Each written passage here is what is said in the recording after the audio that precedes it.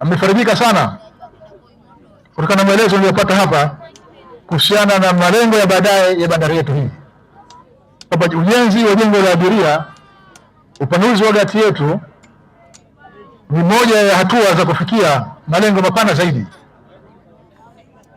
ambayo yanahusisha vile vile ujenzi wa maghala ya kuhifadhia bidhaa mbalimbali, ujenzi wa majokofu ya kuhifadhia vitu vya baridi, na yote yakifanyika, ile dhana nzima ya uchumi wa bluu ndipo inapoleta maana yake, kwa sababu itatoa fursa kwa wananchi wetu kuweza kuhifadhi bidhaa zao mbalimbali, ikiwa bidhaa za baharini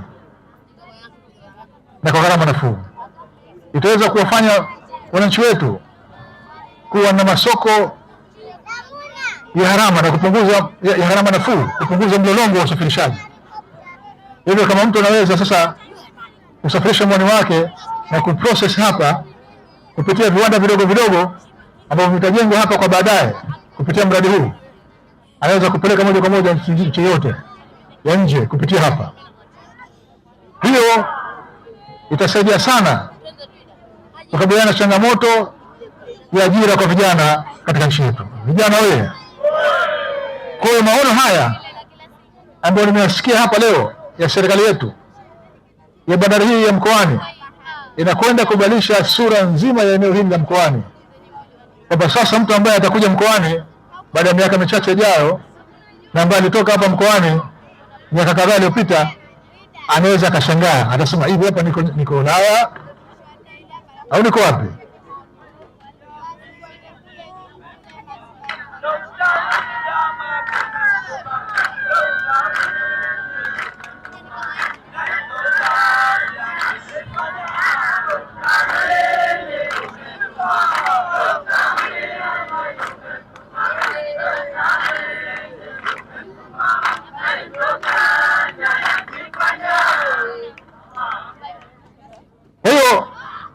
Kwa kweli lazima tumpongeze Dr. Mwinyi kwa maono yake makubwa. Nakubaliana na nyinyi kabisa vijana. Haya mambo ni makubwa sana, sana kabisa. Na fursa hizi za uchumi bluu ambazo kwanza nimeeleza zimegusa maeneo mengi. Nimetaja hayo machache, lakini hata sekta ya utalii. Pemba ni kivutio kikubwa sana cha utalii. Kina vivutio vingi sana vya utalii. Lakini leo ujenzi wa bandari hii na mazingira mazuri ya hili jengo la kisasa tunaloliweka la msingi leo yatafanya mameli makubwa ya kitalii yatakapokuja hapa Pemba yaweze kurudi kuja siku nyingine, waambizane, kwa sababu mazingira sasa ni rafiki na yanaruhusu. Kwa hiyo jamani, kwa tunafungua sekta ya utalii vile vile, uwekezaji. Tunapokuwa tuna miundombinu hii mizuri, mtu akiwa ana uwezo kusafirisha bidhaa zake kwa urahisi, kwa haraka, kwa unafuu na kwa ufanisi, na barabara haya yanajengwa ya kutoa bidhaa kutoka sehemu yote kuleta bandarini,